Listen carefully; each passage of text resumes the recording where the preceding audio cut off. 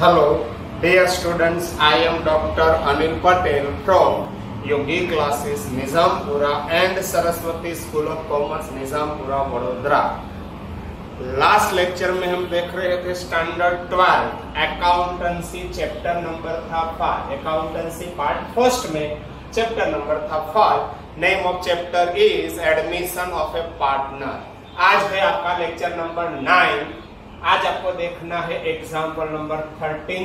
आपको देखना है टेक्स्ट बुक में पेज नंबर 211 पे 211 पे। याद रखो आज नया पॉइंट कौन सा है। If current account balance is given in old balance sheet, you have to prepare current account. याद रखो करंट अकाउंट का बैलेंस शीट में दिया है तो आपको करंट अकाउंट बनाना पड़ेगा। मगर जब भी आप करंट अकाउंट बनाएंगे तो कैपिटल कहाँ पे लिखेंगे? Direct liability side of balance sheet direct यहाँ पे लिख देंगे हम कैपिटल। और all adjustment related to goodwill, increase decrease in value of asset and all other reserve is to be transferred to current account. Capital कहां पे लिखना है? सिर्फ आपको यहां पे कैपिटल, दो पार्टनर की capital already given in all balance sheet यहां पे लिखेंगे।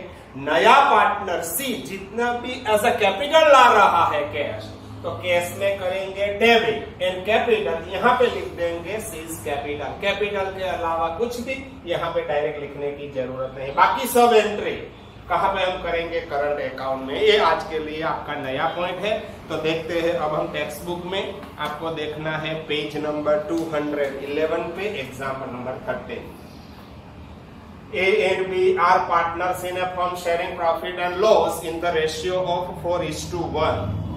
Balance sheet of their firm on 31st March 17 was as under। नया पार्टनर 31st मार्च यहाँ पे लिखेंगे 31st मार्च 17। सबसे पहले दिया है आपका कैपिटल, कहाँ पे लिखेंगे? Direct liability side of balance sheet. Current account में होगा credit. Workman accident compensation fund, ये इंपॉर्टेंट है। इन absence of any information it is fully distributed between partners in old ratio। Current account में डिस्ट्रीब्यूट करना है। मगर एडजस्टमेंट दिया है, adjustment number 5 is given। Workman accident compensation claim is accepted 1000। हमने fund कितना रखा था? 5 में से क्लेम कितना हुआ है? 1000। तो यहाँ पे हम लिखेंगे क्लेम 1000, रिमेनिंग 4000 कहाँ पे लिखेंगे? पार्टनर के बीच में हम करेंगे डिस्ट्रीब्यूट। याद रखो ये इंपॉर्टेंट पॉइंट था। क्रेडिटर्स एंड बिल्स पेएबल हो तो बैलेंस शीट में। Land, building, furniture, investment, stock, debtors, bills receivable सब कुछ बैलेंस शीट में। Cash and bank balance cash account में लिखेंगे debit. And goodwill given in old balance sheet, it is distributed in old ratio यहाँ पे। मगर current account है इसलिए करंट अकाउंट में हम डिस्ट्रीब्यूट करेंगे। आगे लिखा है they admitted C as a new partner on the above date on the following condition। They decided to keep their new profit and loss sharing ratio 3:1:1। Old ratio is given, new ratio is given, difference is a sacrificing ratio। याद रखो C will bring 20,000 as a capital for his 1/5 share of profit। नया partner 20,000 as a capital ला रहा है, it means case आ रहा है तो case में लिखेंगे debit and it is capital है। तो कैपिटल कहाँ पे लिखेंगे? हमने कैपिटल अकाउंट नहीं बनाया है इसलिए डायरेक्ट यहाँ पे लिख देंगे एबी की कैपिटल है, सी कैपिटल यहाँ पे लिख देंगे, आउटर कॉलम आ जाएगा कैपिटल आपका। आगे लिखा है and 5000 is his share of goodwill in case. याद रखो गुडविल केस में है तो केस में यहाँ पे लिखेंगे डेबिट प्रीमियम फॉर गुडविल। ये गुडविल कहाँ पे लिखेंगे? यहाँ पे क्रेडिट। कौन सा रेशियो? Sacrificing ratio. याद रखो सैक्रिफाइसिंग रेशियो में आपको डिस्ट्रीब्यूट करना है। आगे लिखा out of goodwill half amount is to be withdrawn by old partner. यहाँ पे जितना भी क्रेडिट हुआ है उसका हाफ यहाँ पे हो जाएगा डेबिट। एंड कैश विथड्रॉ हुई है तो कैश में हम लिखेंगे क्रेडिट, यहाँ पे हो जाएगा क्रेडिट आपका। आगे लिखा है value of land building is to be increase by 10%। Land building में 10% increase.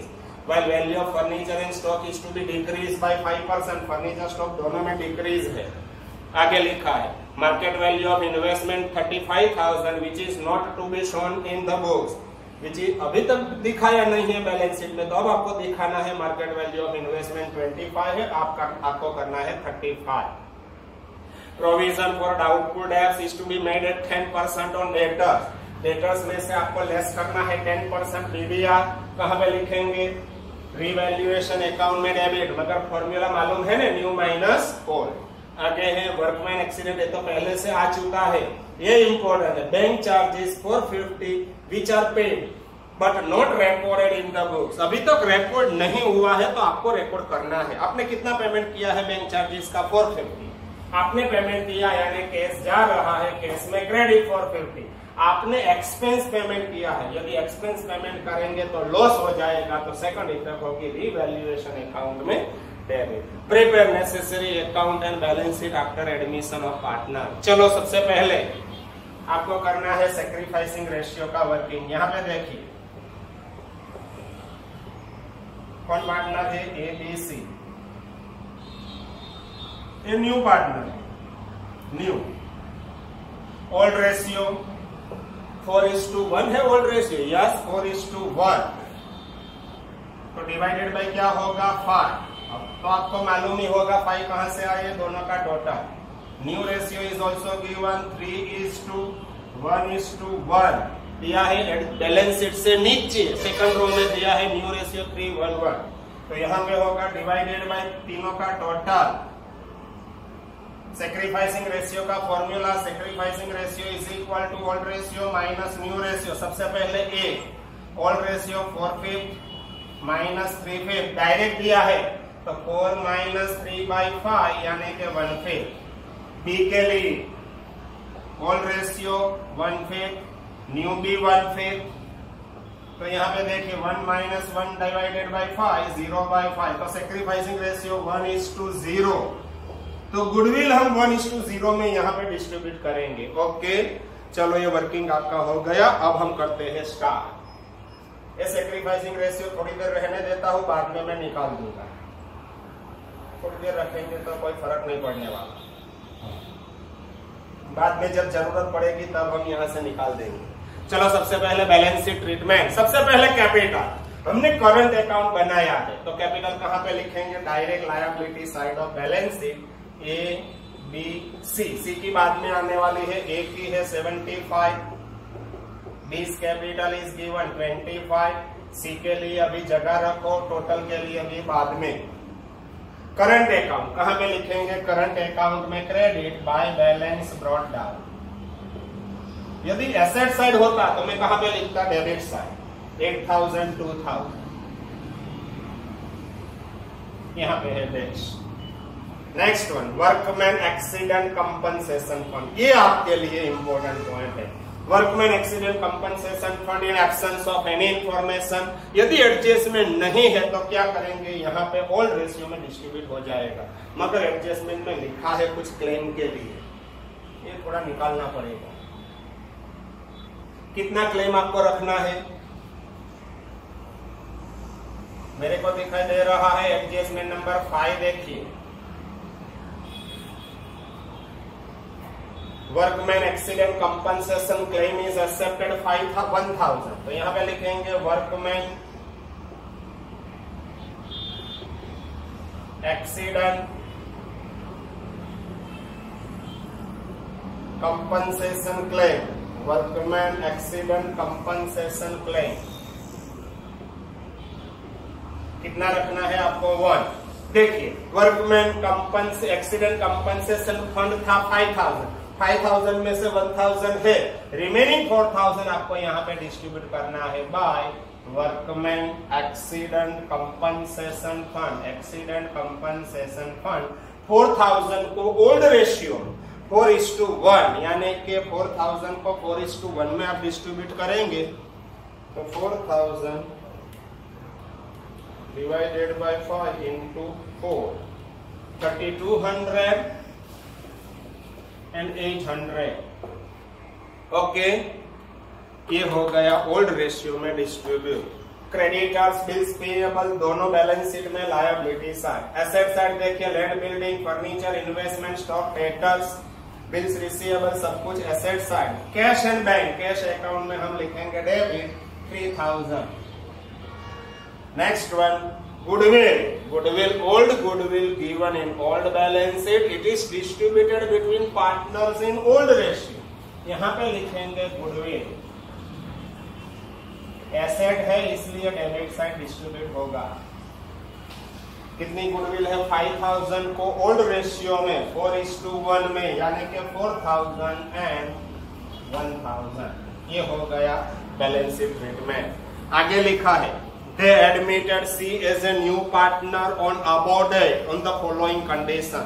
They decided to keep their new profit and loss sharing ratio is 3:1:1। ये तो sacrificing ratio हमने ढूंढ निकाला है। आगे लिखा है C will bring 20,000 as a capital, नया पार्टनर 20,000 as a capital ला रहा है, यानी कि कैश आ रही है, कैश में होगा डेबिट।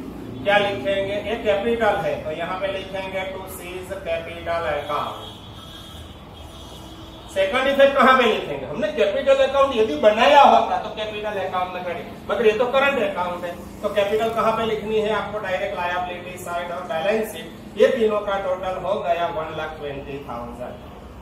आगे लिखा and 5,000 is his share of goodwill in cash. Goodwill cash में आ रहा है तो कैश में होगा डेबिट 5,000।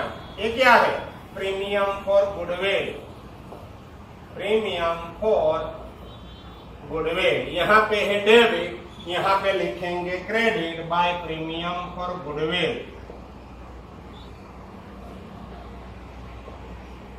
कौन सा रेशियो, सेक्रीफाइसिंग रेशियो 1:0। 5,000 को यहाँ पे 1:0 में आपको डिस्ट्रीब्यूट करना है तो ये हो गया, देखिए 5,000 पता चला आपको सेक्रीफाइसिंग रेशियो में। ये रहा आपका सेक्रीफाइसिंग रेशियो। 5,000 गुडविल कैश में है, कैश में डेबिट, यहाँ पे होगा क्रेडिट। सेक्रीफाइसिंग रेशियो में 1:0 है, सेक्रीफाइसिंग 1:0 में मैंने डिस्ट्रीब्यूट किया, ये हो गया। आगे लिखा है गुडविल के लिए first adjustment continue. Out of goodwill half amount is to be withdrawn by old partner. ये गुडविल जितना भी क्रेडिट हुआ है हाफ अमाउंट विड्रॉ कर रहे हैं तो आप अपोजिट साइड आपको लिखना है, मगर यहाँ पे हाफ अमाउंट देखिए, यहाँ पे 2500 0, 5,000 का हाफ 2500, ये 0 है, हाफ 0।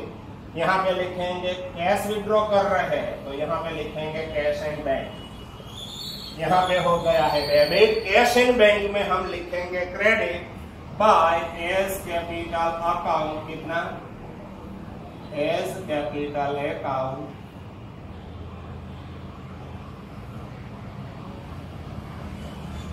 2500। दिस कैपिटल अकाउंट 0 लिखने की जरूरत नहीं है, यदि आपको इच्छा है तो आप यहाँ पे लिख सकते हैं 0 बाय दिस कैपिटल अकाउंट। मैं नहीं लिखता। आगे value of land building is to be increase by 10%। Land building में 10% करना है आपको off. Land and building old balance sheet में लैंड बिल्डिंग कितना है, 35,000 already given in old balance sheet. Yes 35 plus क्या करना है आपको, इंक्रीज 10%, यानी कि 3,500, ये हो जाएगा 38,500। एसेट की value increase, it is profit. Asset की वैल्यू इंक्रीज है, इट इज प्रॉफिट। रिवैल्यूएशन में होगा credit by land and building. Land and building 3,500। आगे लिखा लैंड बिल्डिंग के बाद क्या लिखा है, and while value of furniture and stock is to be decreased by 5%। Furniture में 5% डाउन। सबसे पहले फर्नीचर इज फिक्स एसेट तो यहाँ पे लिखेंगे फर्नीचर। था कितना furniture, furniture is given 30,000। Yes 30, 5% down है तो लेस डिक्रीज 5%, यानी कि 1,500, ये हो जाएगा 28,500। एसेट की वैल्यू डाउन यानी कि लॉस। रिवैल्यूएशन अकाउंट में डेबिट फर्नीचर अकाउंट 1500। अब स्टॉक में भी डाउन करना है आपको 5%। Value of furniture and stock old balance sheet में है 15,000। स्टॉक थोड़ा नीचे बीच में इन्वेस्टमेंट आने वाला है, इसलिए stock is already given 15,000। Yes 15, इसमें भी लेस, डिक्रीज बाय 5% यानी कि 750, ये हो जाएगा 14,250। एसेट की value down, it is loss. Revaluation account में होगा डेबिट टू स्टॉक अकाउंट 750। आगे लिखा है make provision market value of investment is 35,000 which is to be shown in the books. अब बुक्स में आपको दिखाना है इन्वेस्टमेंट। पहले इन्वेस्टमेंट था कितना? ओल्ड बैलेंस शीट में इन्वेस्टमेंट इज गिवन 25,000। अब देखिए मार्केट में उसकी वैल्यू हो चुकी है, कितनी मार्केट वैल्यू हो गई है? मार्केट वैल्यू ऑफ इन्वेस्टमेंट 35,000, आपको करना है 35 यानी कि प्लस इंक्रीज बाय, कितना इंक्रीज करना पड़ेगा? 10,000। एसेट की वैल्यू इंक्रीज यानी कि प्रॉफिट। रिवैल्यूएशन अकाउंट में होगा credit, investments account 10,000। Okay, next adjustment, provision for doubtful debts is to be made at 10% on debtors. सबसे पहले डेटर्स लिखना है 5,500 लेस पीडीआर, कितना रखना है आपको? 10% यानी कि 550, ये हो जाएगा 4,950। एसेट की वैल्यू डाउन यानी कि लॉस, रिवैल्यूएशन अकाउंट में होगा डेबिट टू बीडीआर, मगर बीडीआर का ये फॉर्मूला आपको मालूम होना चाहिए, new minus old.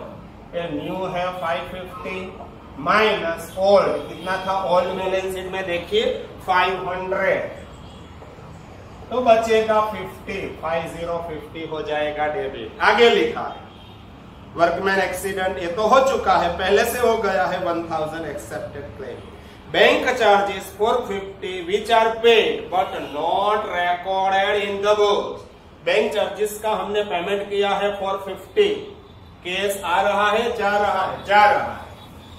Case outflow यानी कि केस में होगा क्रेडिट 450, क्या लिखेंगे? बाय बैंक चार्जेस, ब्रैकेट में रिवैल्यूएशन अकाउंट लिख सकते हैं आप।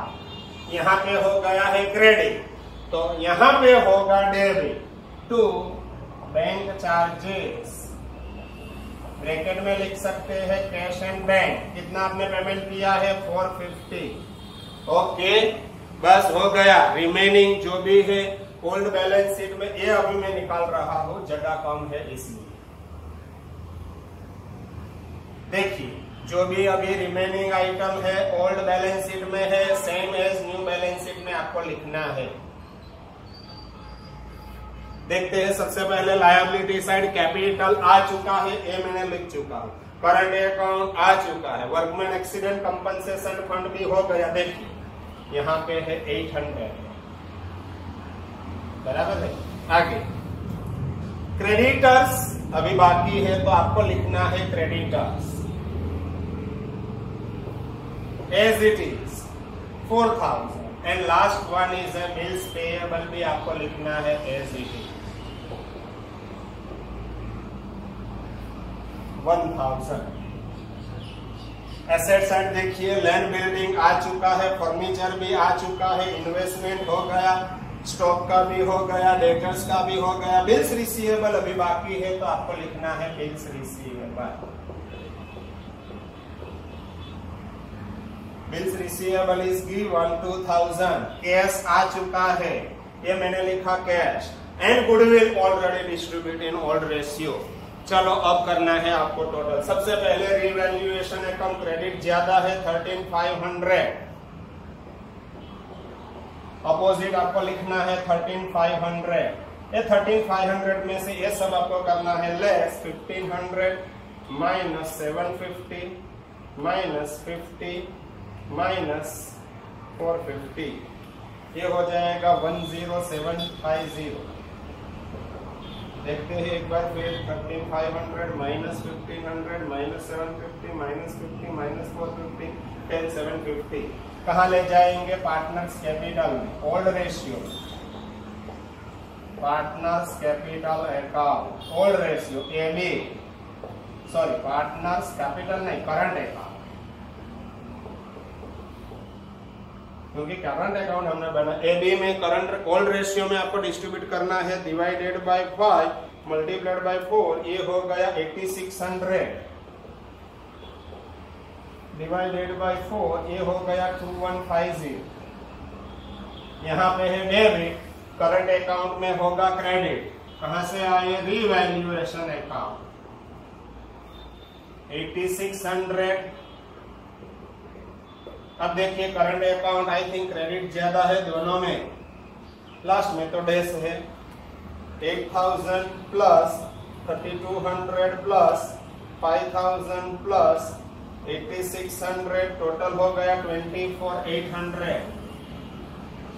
अपोजिट लिखेंगे 24800। इसमें से आपको लेस करना है 6500, ये हो जाएगा 18300 टू बैलेंस कैरिड डाउन। ये आपका करंट अकाउंट का बैलेंस। बी के लिए 2800 प्लस 2150 4950, अपोजिट 4950। इसमें से 1000 लेस करेंगे तो डिफरेंस आपको मिलेगा 3000। लास्ट सी में 0, अपोजिट 0, यहाँ पे हो जाएगा डैश। ये है करंट अकाउंट का बैलेंस। यहाँ पे डिफरेंस है तो लायबिलिटीज है, यदि यहाँ पे डिफरेंस होता तो एसेट साइड। यहाँ पे हम लिखेंगे करंट अकाउंट ए बी, दो का ही है 18300 एंड सेकंड में है 3950। 4950 में से 1 लेस करेंगे तो 3950 होगा, तो यहाँ पे लिखेंगे 3950। ये दोनों का टोटल 18300 प्लस 3950, ये हो जाएगा 22250। अब देखिए कैश 28000, अपोजिट साइड लिखेंगे 28 में से आपको ये दोनों लेस करना है, माइनस 2950, तो difference 25050 by balance carried down. ये आपका कैश एंड बैंक बैलेंस आपको लिखना है, asset side cash and bank 25050। अब बैलेंस शीट का टोटल आपको करना है। पहले liability side 120 plus 22250 plus 4 + 1 + 1 6, 148,250, 148। Asset side इतना ही होना चाहिए, 38,500 plus 28,500 plus 35,000 plus 14250 plus 4950 plus 2000 and plus 25050। Yes 148,250 हो रहा है। ये आपका एग्जाम्पल नंबर 13 यहाँ पे हो चुका है कंप्लीट। नेक्स्ट लेक्चर में यहाँ से आगे का एग्जाम्पल हम करेंगे नेक्स्ट लेक्चर में 14। और याद रखो ये एग्जाम्पल नंबर 14 है, वो चैप्टर का लास्ट एग्जाम्पल होगा। बाद में हम करेंगे पेपर सेट से एग्जाम्पल, मगर पेपर सेट में भी कौन सा एग्जाम्पल करेंगे? जो करंट ईयर सिलेबस में है वो एग्जाम्पल ही हम करेंगे। Okay, bye bye.